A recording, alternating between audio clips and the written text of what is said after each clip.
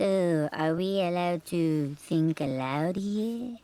Yes, you're allowed to think as aloud as you can. The immigration reform in this country that allowed South Asians to come here looks very different than the immigration reform that allowed South Asians to go to the UK. Or Europeans to come here. Yeah, sure. Yeah.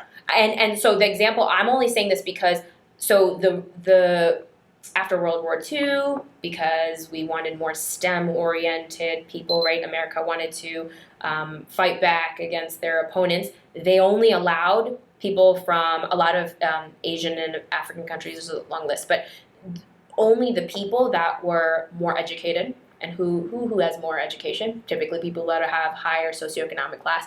And so those were the only people that were allowed here, like starting in like the 40s all the way up until the 80s or something when they allowed family reunification. So what does that do? On average in this country, South Asians have higher education levels, higher socioeconomic class. That doesn't mean that that's what South Asians are always like in every place, but we mentally attribute that to Asian Americans particularly. So not just South Asian, but East Asian as well. That's where model minority comes in. So model minority myth, have you heard of it? Oh, no. Okay, well, model minority myth. I agree with you on that, though, 100%. Same thing with Arabs. Arabs are outrageously qualified because it's so difficult for us to come into this country. And a lot of Arab countries also were on that list that they were only allowing STEM majors so they could create stuff against Russia, right? Okay. But UK was very different. The immigrants that went to UK were lower socioeconomic class, lower education. They were the labor class.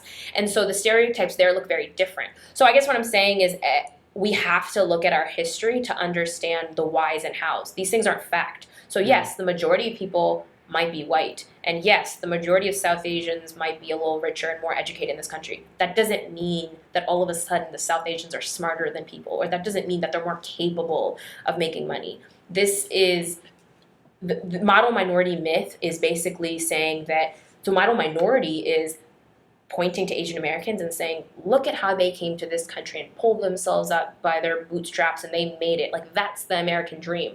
We cannot talk about the American dream in comparison across minorities. How were Black Americans brought to this country? Under what context were Latinx Americans brought to this country? Like, those are very different stories. So I think it's harmful for us to say that just because there are certain things that here are fact, like, yes, we have a majority of white people. Yes, those people might have more money or whatever. That doesn't mean that's a part of their blood or a part of their identity. And so when we talk about whiteness in this country, sure, there are more white people, but the backbone of white supremacy is thinking that white people, because of their blood or who they are the norm or how things should be. Like, we are all, in some capacity, during our childhood, especially people in their 20s and 30s, we tried to achieve whiteness for so long. Like, we tried to be more like white people because that was presented as the higher, like, at the hierarchy, the best of the best. Like, we all should try to emulate this kind of a thing. So, yes, they're the dominant group, but that doesn't mean that all the teachings and understanding should be based on them. If anything, it should be based on the person that is the most oppressed in this country, which oftentimes, if we are thinking about gender and race, ends up being Black women.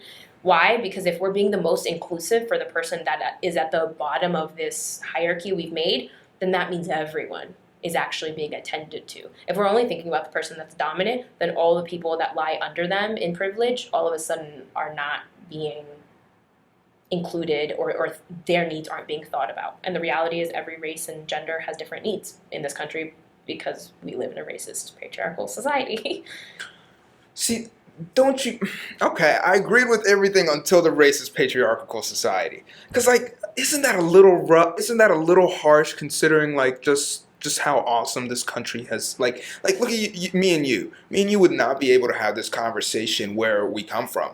Sure. Or where any other country, really, but for the most part. Why should this be our...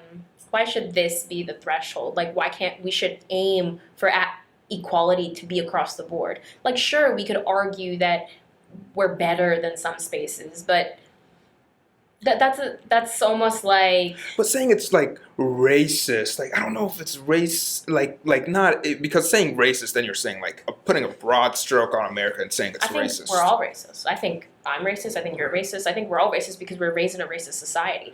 I was just having this conversation with a white friend whose grandparents are Trump supporters and some from a super red Midwest state, and she was telling me how people, because I didn't think about it in this way, but she was like, people look at racism as black and white. So she's like, where my grandparents come from, you're either racist or you're not. And I was like, maybe that's, and which is kind of what you're like, people like racism as this big bad wolf.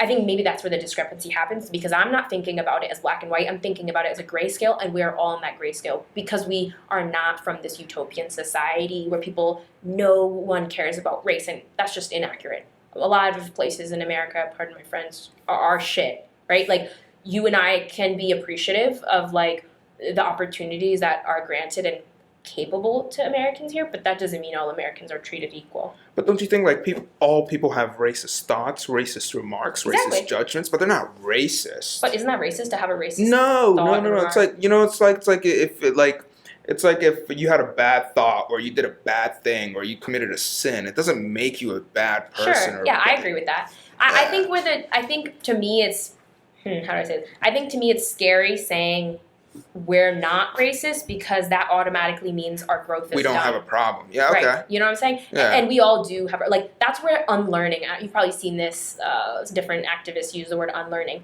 Why is that so powerful? It's because we're admitting that we all come from an anti-black society, and we have to unlearn things that are normalized, like everyday language, right? We use things like crisscross applesauce. I didn't know some communities will be like, oh, like sit like an Indian or like Native American, right? So things, or like, hey, I'm trying to think of now, I'm evading every single like heteronormative thing, but we in everyday language are normalizing whiteness, being straight, and men, right? Like those are always the things, the pinnacles of success. I don't know if I'll agree with you. Like maybe whiteness, definitely being straight is the norm. But like men, I mean, like there's 49% women around Right. the world, across the world. Right. But so you would think that leadership, that laws would be normalized at this point. Like menstruation products are still taxed. That is literally biologically something that women have, and those products are taxed over a lot of other things and medicines that aren't. Right. But so if you point out certain laws and if you point out certain situations, then I agree with you 100%. But that's where like systemic racism or a system of oppression comes in. It's ingrained in. Right, but like if it's one thing, right, then we could just tackle that one thing. But saying like everything, I don't know if everything. And I think that's what people have trouble with agreeing with some of these thoughts. It's like, it's not everything. And a lot of Muslims have trouble even agreeing with these thoughts. It's because, I mean, obviously not everything. Yeah, like. But that's the same thing as being like, well, why do we say Black Lives Matter, all lives matter? Obviously, all lives matter. That's not the same thing. That's the same thing to me. Because look, because we're saying that's like saying that is the same thing. Because why do I see a lot of white people that will get offended to Black Lives Matter, like, well, white lives matter too, like other lives matter too. No one said they don't. We're just talking about the people that are more oppressed because their lives haven't mattered historically. So it's important to say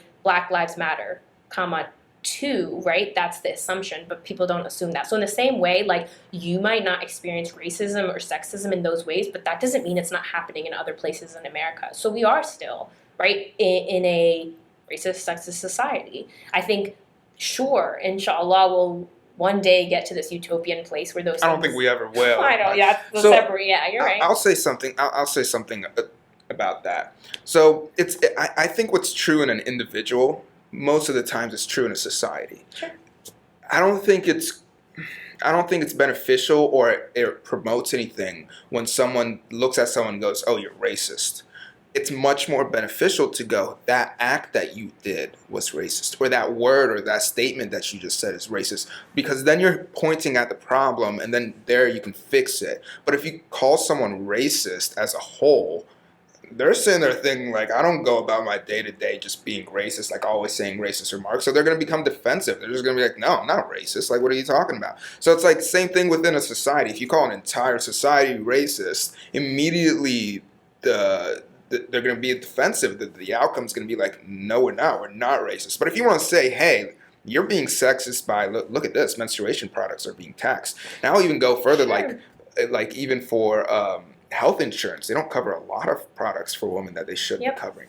That's sexist. Okay. Yeah, but so the thing is, I understand what you're saying, like, but to me, like, that's the same thing. Like, sure, we can point things out. I'm not saying going around, we should yell at people like, oh, you're racist, you're sexist, blah, blah, blah. But if we shy away or, like, coddle America and we're like, well, we're not all, like, I think we're just afraid to state the problem. Like, why is that so offensive to be called racist? Like, why does that have such a visceral reaction it's a terrible to thing people? to be racist. But we all live in that society, and so we have those things ingrained in us.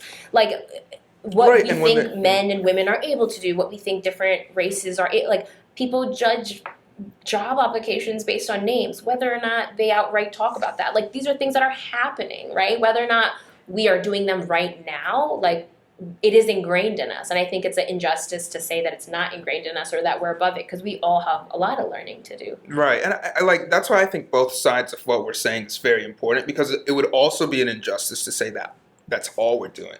Yeah, you get what I'm saying? But that's what I'm saying. Like, that was my analogy with Black Lives Matter and All Lives Matter. That I'm not, just because we think that as a nation we are anti-Black and we are those things, that doesn't mean every single word that comes out of someone's mouth is those things. But that's saying that it is the norm. Okay. Right? That's the norm. Like, that's how it's normalized to think about things and say things, whether or not you in this instant are having a racist thought. Okay. Yeah. I can get behind that. Sometimes I think, like, the narrative, especially on social media, it's become so dim. Like, it's like, oh, we're all bad, we're all racist, we're all sexist. It's like, come on, like, we got to be good somehow. Like, that's kind of the thing. Like, sometimes we need to be critical, but at the same time, we need to be optimistic and, like, complimentative in a way. I guess maybe it's also my perception, right? As an academic and educator, being critical is a wonderful thing. And I didn't realize that people thought differently until I would engage with other South Asian American women that would try, like, we'd be talking about something, especially during my interviews. When I was interviewing Muslim women for my thesis, they would talk about something in the household that in some way, shape, or form where they were either, like, oppressed or not allowed to do things or whatever. But then when I would name it, I'd be like, oh, like, familial debt, which is the concept of us owing our family something because they sacrificed their life and they came to this country and they made money, right? And when I would name something, all of a sudden they would shy away and be like, wait. But, like, my parents are amazing, my family is amazing, our culture is amazing. That's not what I meant. And I was like, you being critical doesn't mean it's a bad thing, right? And I would be critical of, like, South Asian culture or the way that Muslim communities live Islam, not Islam itself, but the way they try to moderate other people. And they would be like, no, but it's wonderful. And I'm like, being critical of something means you want it to be better. Like, me being critical of, like, the government or, right, like, our communities means I love them so much that I want them to be better, and, like, I want us to do better. Like, that doesn't have to be a bad thing. And it's never been to me. And that even goes back to Islam for me, right? Like, Islam is the one monotheistic religion where you are not shunned from asking why. In most other monotheistic religions, you're not supposed to really ask why. And unfortunately, in our communities, our parents will say stuff like, well, I said so. It's because I'm a parent and I said so. But you're actually supposed to know why. In Islam, you're supposed to ask the questions so you can learn why you're doing what you're doing and you're not just doing things as a zombie. And that was something my parents always, they were like, ask me why. Like, that's okay. Like, don't shy away from it. Like, you're allowed to question things. I don't know. So I agree with you 100%. And I think one of the things is, even when you and I are talking about the problems within the Muslim community, what we're doing is we're actually just saying what the problem is. Right. Maybe one of the reasons why people get defensive is because you categorize them, and people don't like getting categorized or put in a box. It goes back to even being called racist or sexist. It's much better to just say what the problem is before categorizing someone, because then they want to be defensive. So it's like, if you call it, what did you call it? Like familial debt. Like, if you would have just said the problem, and that rather than saying familial debt, then they would have probably gotten defensive. But they had said the problem. It's just us naming something. I think when we make something real, for some reason, it's like it just is what it is. Like if someone's racist tomorrow, I mean yesterday, that doesn't mean they have to be tomorrow. Like I think that we think just because we are in a bubble or like labeled something or thinking something right now, like people are allowed to grow and people should be evolving. And so I don't go around calling people racist or sexist, but I easily will say about entire communities and countries, because to me, it is like the sort of stepping back and using like nicer language, like what you're saying. That's what that is to me. Like I would rather call a community as an entire ideation for that community or that country. I would rather call that being prejudiced rather than the individual, because you're right, people get defensive in those ways. But even labeling like, oh, our community has racist tendencies or sexist tendencies, that doesn't mean tomorrow it still has to be that way. For us to call those things out means that now we can come up with a solution and be better. And we don't even need to come up with a solution. The solution is to be more inclusive and not assume that based on religion or culture or ethnicity or gender that you are better or worse than someone else. That we are all equal and we all have different experiences, and that's okay. They're all great in their own ways. Yeah, and Islam preaches that a lot of the times, just to be inclusive. And it none of your business really what anyone else is. It's between them and God. Exactly.